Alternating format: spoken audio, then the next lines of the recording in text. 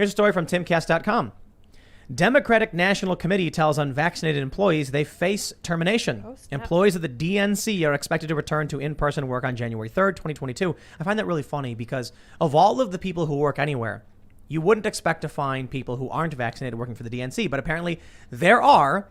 And now those people who have given their work towards empowering the DNC are going to lose their jobs. Now, look, I don't want to revel in anybody losing their job.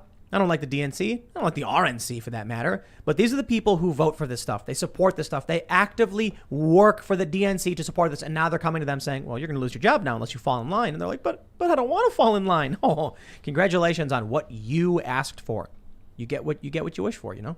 I'm sorry, good comrade. You're going to have to take this one for the team. Mm-hmm. I'll be honest. Step back. I'm sorry. If Trump had won the election, we'd be in the same situation right now. He was just as authoritative and ignorant. How? He rushed that vaccine out. He was going to do it anyway. How is that authoritative? Because they're letting the CDC run the show right now.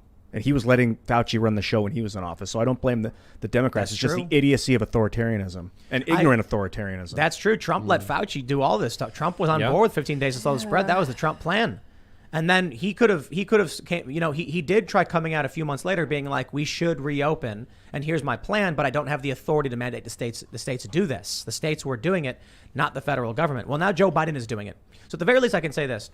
Trump did let Fauci run afoul and run amok.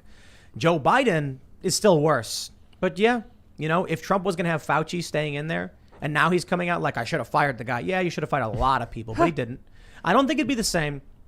I don't think there'd be mandates. The mandates would be at the state level, but not the federal level. Trump would not come out and say, we are going to require all people are mandated to do this. Yeah, you're right. I don't want to make an assumption like that. I will say, though, I'm willing to bet if Trump did, you'd have a large portion of Trump supporters being like, yes, absolutely. Yeah, Trump is doing the zealots, right thing by mandating this. Well, it's very interesting to see a lot of very prominent blue check mark individuals who previously said that they would never take the Trump the Trump vaccine, who are now saying you must take this vaccine and it's mandatory when Trump was the one who rushed emergency authorization for it. He's the one that literally on national television wanted the vaccine to be called the Trump scene.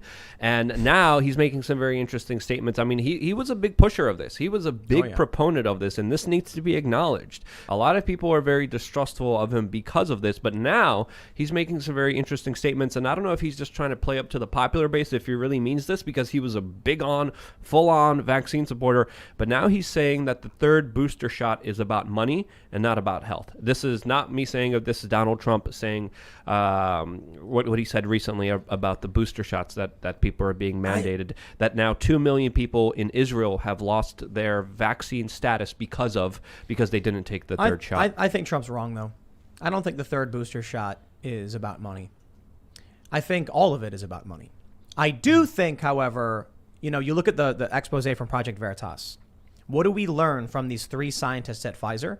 They actually think the vaccine is safe and effective and works. However, they do add, if you've already had COVID, your natural immunity is probably better. Well, there you go.